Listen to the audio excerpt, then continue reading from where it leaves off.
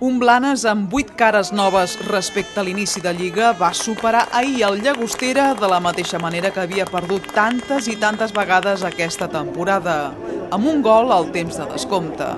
A la primera meitat tots dos equips van generar perill, però ni els locals ni els visitants van ser capaços de moure el marcador.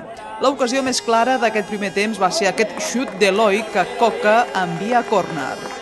Ja a la represa, tots dos equips van seguir buscant el gol i després d'una jugada embolicada a la frontal de l'àrea del Blanes, Plaja va xutar tal i com li venia la pilota per fer aquest gran gol per l'escaire.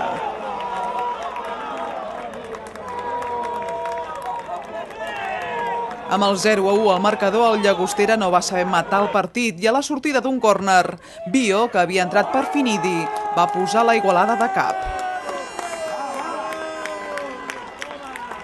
Quedaven 20 minuts de partit i els locals, amb un joc del tot diferent als dels últims partits, no van renunciar en cap moment a la victòria. Primer va ser Jonathan qui va disposar d'aquesta ocasió clara per la banda dreta.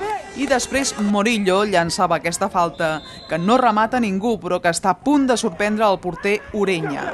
Finalment, al minut 90, Sergi González penjava aquesta falta a l'àrea del Llagostera. El porter visitant no blocava la pilota i Denis, molt atent, posava el peu per fer el 2-1 definitiu.